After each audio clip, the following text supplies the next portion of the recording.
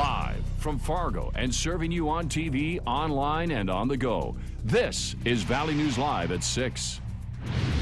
We begin our news at 6 with breaking news. Moorhead police are looking for a person in an armed robbery on the south side of Moorhead around 3 this afternoon.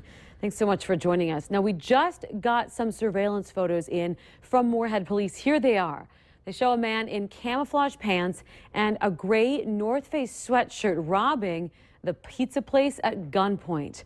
We now go to Valley News Team's Ashley Bishop, who's live on the scene with much more. Ashley? That's right, Stephanie. This Little Caesars here near A Street South in Moorhead is back open this evening after an armed robbery at 3 p.m. Only employees were in the store at the time of the incident. A masked black man entered the store, showed his gun, a handgun, took off running to the north. Hopkins Elementary School was just a few blocks from here, and that school went into lockdown when the call came in. Now, a former general manager of this store, he just resigned yesterday, came back in. He told me his employees were shaken up. They grabbed, and that the man grabbed the money from over the counter. It's unknown if this man came in from the front or back door. A witness says the man, a witness nearby says he saw a man similar to the description of police near the back of the store at the time. I thought that it might have been he was waiting for a shift to start or something, so I don't know, because they don't have any uniforms or anything when they work in there. Now that's right. You could see from these pictures, this man was about 6 feet tall, a black man. He was a thin build, in his mid-20s about, police say, wearing a gray sweatshirt with the hood up, wearing a North Face on the front of it, and he was wearing a ski mask. Now, police do not have any suspects in mind. They used a canine unit to track the man after he ran north, and they say it's very early in the investigation, but any reports or tips that you have, please give Moorhead Police a call. In Moorhead, Ashley Bishop, Valley News Live. Okay, Ashley, thanks for that report. And police say it's too early to tell if this is connected to other robberies in Glendon and Grand Forks, but they did add that they have concerns since it was armed. Moorhead business owners have mixed feelings about how the proposed shuttle bus would impact them. Fargo's asking for a couple hundred parking spots at the Moorhead Center Mall parking ramp. They would be used for city employees during the new City Hall and flood wall construction downtown. While both Fargo and Moorhead agree there are details needing to be ironed out, some in Moorhead are trying to protect themselves. Valley News Team's Nicole Johnson shows us the mixed reaction. Maybe I should run into the mall and grab a couple of things. The idea behind using the mall's parking lot, it could drive people to shop here more. I think it could be beneficial for us. Lisa Haig, owner of Quilted Ladybug, thinks any chance of bringing in more shoppers is worth it. Let's try it and see if it works, and if it does, great. If it doesn't, then it becomes, more of a problem for our customers maybe to come in, find a parking space. Then maybe it's something we need to revisit and, change our mind on. If the idea is to solve a parking problem, then the shuttle is a great idea. But then I think that's what it's used for, is to solve a parking problem. Others have some concerns, like Carrie Leopold, owner of Nerd Nook. She's not opposed to the idea, but worries Moorhead isn't going to benefit as much as Fargo would. One worry, she thinks ramp upkeep could cost her. It can be a good neighbor, but it's just, there's a lot of pop-ups here in the mall, a lot of startups. I don't think any of the merchants in the mall should have to take the hit for providing parking for Fargo. Concerns heard by Moorhead Mayor Delray Williams, who says she's protecting her city. That's my job. Frankly, I need to be looking out for Moorhead's perspective on this too. And so as we talked about it, I could see where things could be a problem. And so it wouldn't be something I would just rush into. Mayor Williams says the bigger picture is the partnership between Fargo and Moorhead, saying if parking is done right, it would benefit both cities and the mall in particular. It would definitely be nice to see some of that traffic here. Nicole Johnson, Valley News Live. Mayor Williams says a plan should be completed by next month that both cities can agree on. Construction on the Fargo City Hall isn't expected until next fall, and it would cost Fargo around $130,000 to run shuttles Monday through Saturday.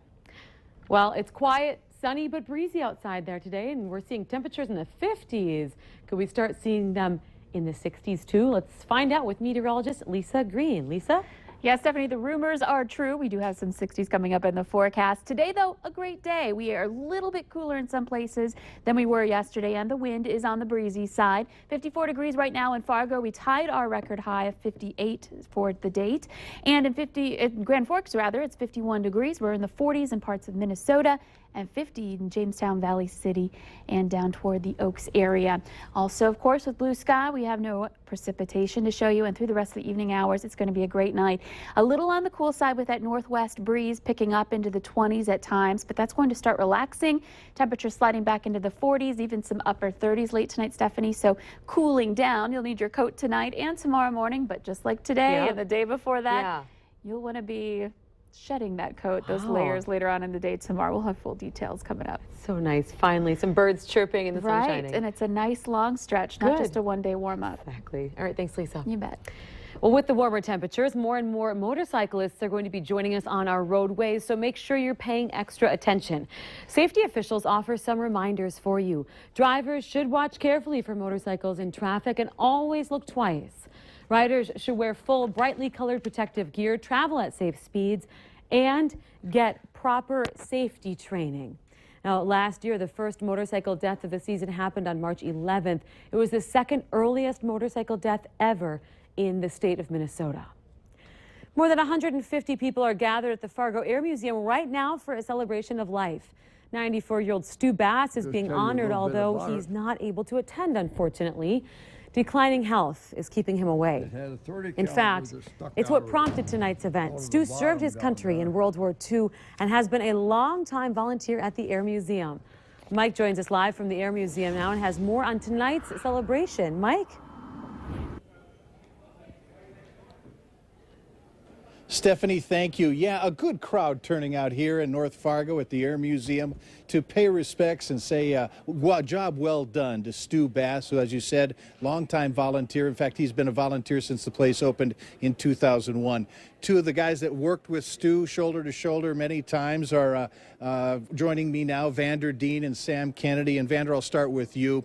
Thoughts on the crowd tonight and everybody here saying thank you to Stu? I think it's just awesome because Stu's just such a great guy, and it's so cool to see all these people showing respect for him here because he's a great guy. Sam, you've worked with him many years out here. What do you think he would say if he were here tonight and the show of appreciation from everyone? We'd be very proud. He's done a lot for the museum, and we really appreciate his work here, and he's just done a lot for the museum. And so have you guys, and we appreciate your volunteerism as well. So thank you very much. The event, Stephanie, will continue until 7 o'clock. You still have time to come on out. What they want you to do is bring a card saying thank you, a show of appreciation for Stu, so that they're also going to do some videotaping. They'll collect everything and get it to him so that he can see it at another time. Reporting live at the Air Museum, Mike Morkin, Valley News Live. Such a great event for a wonderful man. All right, thanks, Mike. Well, just because it's private does not mean that it is safe. That's advice from one area tech expert saying they should be kept in mind when it comes to health apps. Yesterday, Apple announced its new research kit lineup. It will help gather information about users' health for researchers to analyze. With mobile health technology expected to generate hundreds of millions of dollars in revenue, Microsoft, Google, and other companies are jumping on board, even though the data collected won't include information such as users' medications, social security numbers, or doctor's visits. Are people worried about hackers? Hacking seems to be more of it's becoming more popular in today's society. I'm okay with it if it's on my phone, but I hope I don't get hacked, but if I did, I guess I didn't have any major concerns about that. Other experts say if you don't want your information stolen, simply just don't put it out there for others to find. During a traffic stop that happened yesterday afternoon in Clay County, 3 people were arrested as all part of an ongoing credit card investigation. 3 California men. These men were all taken into custody without incident. The 3 individuals had attempted to make purchases at the Moorhead Target store using cloned credit cards that contained stolen personal information. If you feel you have been a victim of credit card fraud, you're asked to contact local law enforcement. Authorities are looking at an extreme case out of the Northern Valley today. 51 Bengal dogs were removed from a home in Shelley, Minnesota, or beagles. 23 of them have been taken to the Humane Society in Crookston. Investigators were tipped off from a neighbor It appears that most of the dogs were well fed. However, many are suffering from disease and other problems. We're going to have more on this story tonight at 10 o'clock. Well, later at 6, UND could be seeing a new nickname very soon. And it's been another warm day in the central part of the U.S.